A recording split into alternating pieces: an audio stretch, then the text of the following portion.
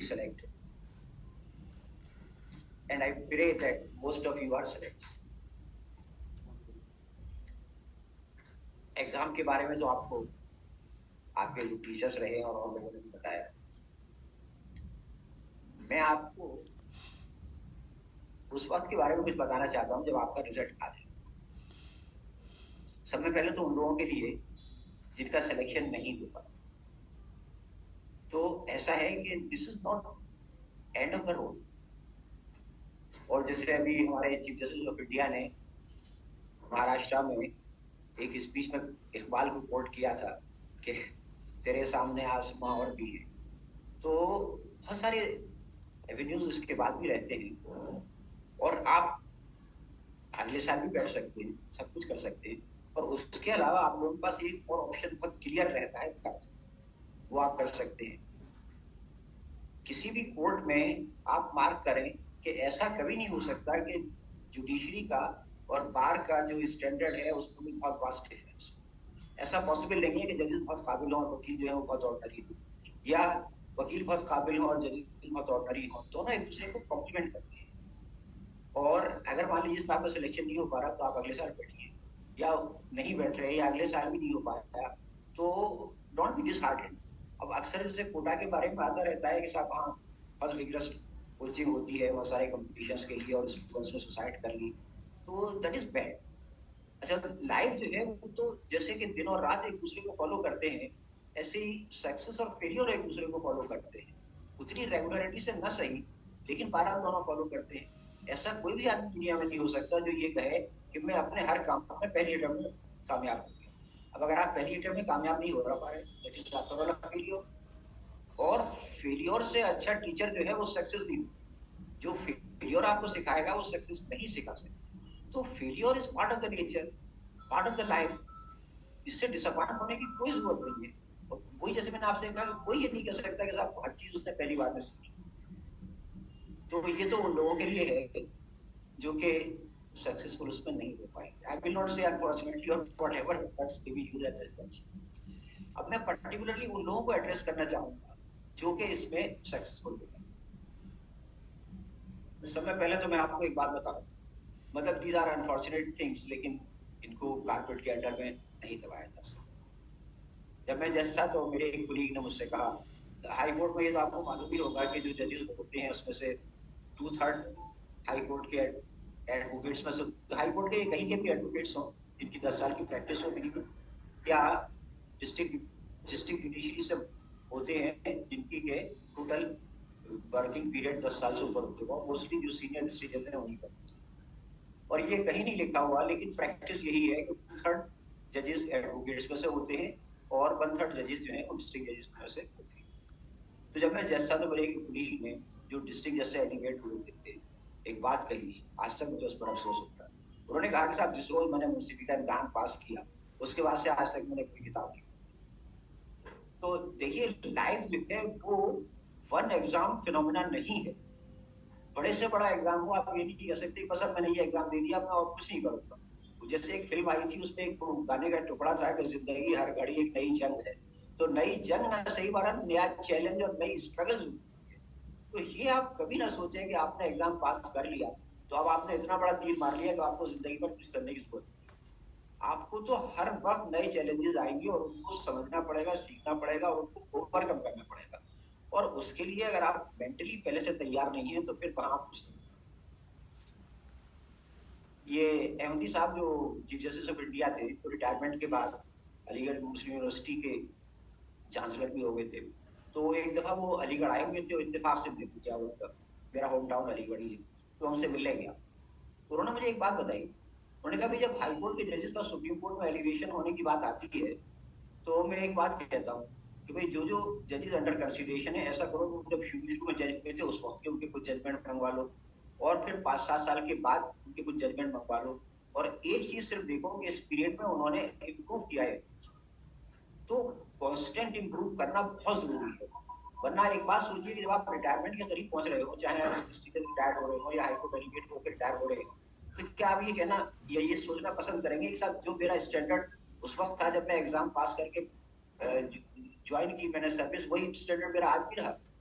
तो जब तक कांस्टेंट इंप्रूवमेंट ना हो तब तक काम नहीं चलता। और ये चीज आप अपने दिमाग से निकालते हैं कि साहब मैं यूनिवर्सिटी का एग्जाम मैंने पास कर लिया, मुझे और कुछ पढ़ने और सीखने की जरूरत है। मेरी डिक्शनरी में ओल्ड एज की एक ही डेफिनेशन है कि जब आदमी नई चीजें सीखना बंद कर देता है। तो kindly always remain on alert and go on learning new things. मेरा अच्छा, मैं आपसे कुछ जो भी बातें कह रहा हूँ जरूरी नहीं है कि आप उन सबसे एग्री करें, बट जस्ट कंसीडर देम और maybe that in future there may be such a juncture where you may be reminded of one of the things which I am saying today to you. तो मेरा first and foremost advice तो आपको ये है, और जो unfortunately बहुत से लोग नहीं करते, कि आप सिलेक्ट होने के बाद भी कम से कम कोई ना कोई एक जर्नल लॉ का सब्सक्राइब करें और उसको मुस्तकिल मंगवाते रहें और पढ़ते रहें।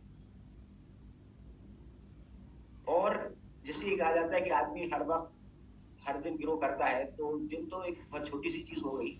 मेरे ख्याल में आपके लिए अप्रोप्रिएट होगा कि वीक में एक दिन कोई फिक्स कर ले स्टेज सेट, और उस रोज 10-5 मिनट तक सिर्फ आप अपनी सेल्फ एनालिसिस ये किया करिए मैंने पिछले एक हफ्ते में नई चीज क्या सीखी। तो लर्निंग प्रोसेस इतना जरूरी है, खासतौर से लॉ में जिसमें कि हर वक्त चेंजेस होती रहती है। तो जो सुप्रीम कोर्ट के जजमेंट्स हैं वो आप उससे अगर अपडेट नहीं है तो you can not call yourself a good जज। And similarly to the lawyers, वो अगर अपडेट नहीं है तो अपने आप को नहीं कह सकते।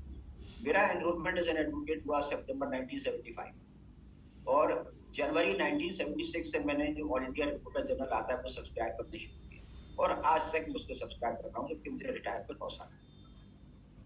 तो कॉन्स्टेंटली आप अपने आप को अपडेट करते रहिए, पढ़ते रहिए, इम्प्रूव करते रहिए। दूसरा एडवाइस मेरा ये है कि आप वकीलों को, मतलब मैं उन लोगों को एड्रेस कर रहा हूँ जो सिलेक्ट हो जाएंगे, वकीलों को अपना राइवल मत समझिए। तो जैसे कि हर पेशे में होता है, कुछ अच्छे लोग होते हैं, कुछ कम अच्छे लोग होते हैं। मैं लफ्ज खराब इस्तेमाल नहीं करूंगा। तो वकीलों को अपने कॉन्फिडेंस में लीजिए, तो वो आपका कॉन्फिडेंस ब्रीच नहीं करेंगे, मतलब बारिंग एक्सेप्शंस। और आप सिर्फ एक सिनेरियो, अगर आप वकील को बुरा कहते हैं तो आप सिर्फ एक सिनेरियो एनालाइज करिए, इमेजिन करिए कि सपोज करिए लीगल सिस्टम इस टाइप का हो जिसमें कि वकील को परमिट न किया जाए और क्लाइंट खुद अपना केस आगे अपील करेगा आपके सामने। आप सोचिए क्या हो आपकी जो दिन भर में अगर आप 3 केस सुन सकते तो 3 दिन में एक केस पूरा नहीं होगा। और जिससे कि डॉक्टर अपना करीबी लोगों का या अपना इलाज खुद नहीं करता, ऐसे ही वकील या जज जो है अपना, या वकील ही ले लीजिए, अपना कोई केस खुद प्लीड नहीं करता। उसका रीजन ये है कि वो ये डिसाइड नहीं कर पाता कि उसको क्या नहीं कहना चाहिए। तो सारी स्टोरी पूरी जो है वो जहन में उबाल कर रखती। तो जब वकील उसको केस को करता है तो वो समझ सकता है कोई क्या कहने वाली बात है, क्या कहने वाली बात है। तो वकीलों को एंटेगोनाइज नहीं मत करिए, वकीलों को कॉन्फिडेंस में रखिए। Of course don't allow the advocates to empower you और टू स्कोर अपॉन यू, लेकिन उनको एंटेगोनाइज मत करिए, उनके साथ रहिए, कोऑपरेट वो आपके साथ भी करेंगे, आप उनके साथ भी। अब मैं आपको 2 चीजें और बता दूं। मुझको एक दफा एक मुसलमान जज साहब ने हाई कोर्ट की एक बात बताई थी। मैं उसकी ऑथेंटिसिटी तो वाउच नहीं कर सकता कि सही है या गलत। उन्होंने ये बताया मुझे कि अल्लाह ने ये कहा है कि जब आखिरत में हिसाब किताब होगा तो दुनिया में जिन लोगों को और लोगों के बीच में इंसाफ करने का काम किया गया है उनका हिसाब किताब थोड़ा ज्यादा सीरियस है। मैं ये नहीं कह सकता कि इट इज करेक्ट और नॉट, बट तो ये बात मुझे बहुत अच्छी लगी। एक चीज मैं आपको और बता दूं, मुझे एक हिंदू जज साहब ने एक हुजूर की हदीस सुनाई। उसके बारे में मैं ऑथेंटिसिटी से नहीं कह सकता कि सही है या गलत है, दैट रिक्वायर्स चेक, लेकिन वो चीज मुझे बहुत पसंद है। वो उन्होंने कहा हदीस ये है कि आखिरत में एक जज से कहा जाएगा कि भाई तुम्हारे यहाँ एक मुकदमा था एक मुसलमान का और एक यहूदी का, और उसमें तुमने यहूदी का फेवर किया, उसकी सजा दी। तो उसने कहा कि खुद मुझे लगा कि वो यहूदी का केस सही था और मैंने उसके फेवर में किया। तो खुदा ने कहा कि नहीं, अगर तुम मुकदमा भी उसके खिलाफ कर देते तो तुम्हें बहुत ज्यादा सजा दी, लेकिन तुमने फॉल्ट ये की कि जब तारीखें पढ़ती थी तो तुम मुसलमान को बैठने के लिए कहते थे और यहूदी को खड़ा। तो it's a delicate job, perform with your full dedication. और जैसे मैंने पहले आपसे कहा कि जरूरी नहीं है कि आप मेरी हर बात से एग्री करें, लेकिन इनको ध्यान में रखिए, कभी ना कभी आपके काम आ सकते हैं। अब जो लास्ट चीज मैं आपसे कहना चाहता हूँ, जब आप केस डिसाइड करने होंगे तो उस वक्त तो देखिए पूरे यूनिवर्स का पूरे सिस्टम्स का, सब में दो चीजें बहुत एसेंशियल और कुरान में भी बार बार जिक्र है यूनिवर्स के सिस्टम और और वो है बैलेंस एंड प्रोपोर्शन। अब गैलेक्सी में जितने भी सारे स्टार्स वो सिर्फ इस वजह से एग्जिस्ट कर रहे हैं कि जो उनकी म्यूचुअल अट्रैक्शन एक ग्रेविटी है वो बैलेंस है, उससे जिसको इकबाल ने एक दूसरे तरीके से कहा है कि हैं जज्बे बाहिमी से कायम निजाम सारे, पोशीदा है ये नुक्ता तारों की जिंदगी। या एक जगह उसने और वो कहा था कि सब जो सोलर सिस्टम और एटॉमिक सिस्टम की सिमिलैरिटी है उसके ऊपर कि लहू खुर्शीद का टपके अगर जर्रे का दिन चीरे, यानी जो दोनों का सिस्टम है वो सेम। तो लाइफ की हर चीज में खास तौर से जबकि आप जस्टिस एडमिनिस्टर कर रहे हैं, बैलेंस और प्रोपोर्शन बहुत, ऑफ कोर्स अगर लॉ बिल्कुल क्लियर है तो यू कांट गो बिहाइंड, लेकिन ऐसा बहुत कम केसेस में होता है। जैसे कि एक आम आदमी समझता है कि हर बुखार एक सा है, लेकिन जब डीप में जाइए तो डिफरेंट टाइप्स के होते हैं, ऐसी केस हैं। तो हर एक में कोई ना कोई ऐसी चीज होती है और ऐसे केसेस बहुत कम होते हैं जिनको कि आप क्लोज एंड शट केसेस कह सकें। ज्यादातर केसेस में बहुत स्कोप रहता है जज को अपनी डिस्क्रिप्शन। तो केस डिसाइड करते वक्त अगर आप बैलेंस और प्रोपोर्शन का ध्यान रखेंगे तो आपको इससे बहुत फायदा है और इससे आपको आगे बढ़ने में भी मदद।